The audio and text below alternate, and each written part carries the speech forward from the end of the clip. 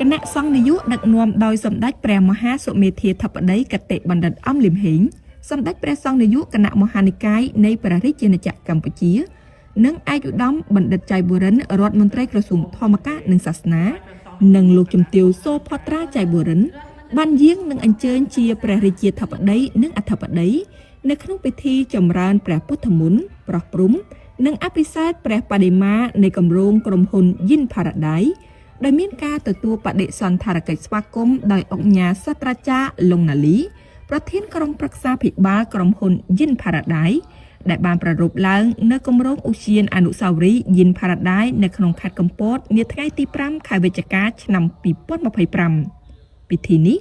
មានការនិមន្តនិងអញ្ជើញចូលរួមពីសំណាក់សម្ដេចព្រះសង្ឃនាយករងព្រះថេរានុថេរៈគ្រប់ព្រះអង្គឯកឧត្តមលោកជំទាវថ្នាក់ដឹកនាំក្រសួងធម្មការនិងសាសនាឯកឧត្តមខណ្ឌសុខាអភិបាលរងតំណាងឯកឧត្តមម៉ៅធនិនអភិបាលនៃគណៈអភិបាលខេត្តកំពតអាជ្ញាធរមូលដ្ឋានថ្នាក់ដឹកនាំនិងបុគ្គលិកក្រុមហ៊ុន Yin Paradise និងបងប្អូនប្រជាពលរដ្ឋមូលដ្ឋានយ៉ាងច្រើនកកកឯ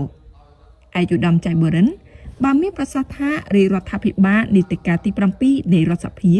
ក្រោមការដឹកនាំប្រកបដោយចក្ខុវិស័យវែងឆ្ងាយនិងភាពប្រកបនិយម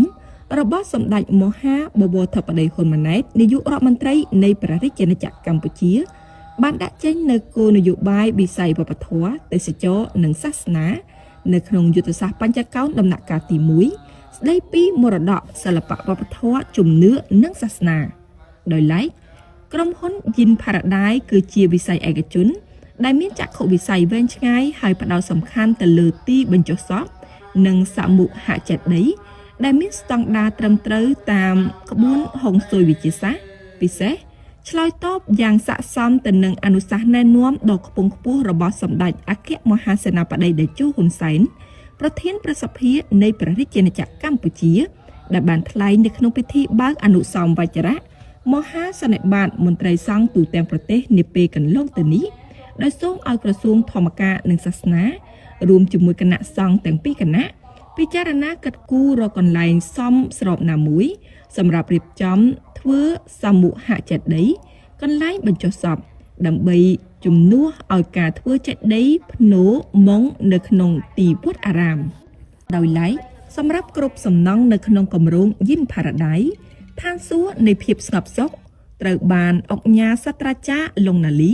រៀបចំឡើងតាមក្បួនខ្នាតត្រឹមត្រូវនិងមានហេដ្ឋារចនាសម្ព័ន្ធយ៉ាងស្រស់ស្អាតព្រមទាំងមានទីសក្ការៈបូជាបែបខ្មែរដែលទទួលបានការគាំទ្រពីអ្នកជំនាញក្រសួងធម្មការនិងសាសនាហើយក្រោយពីគម្រោងនេះបានដំណើរការ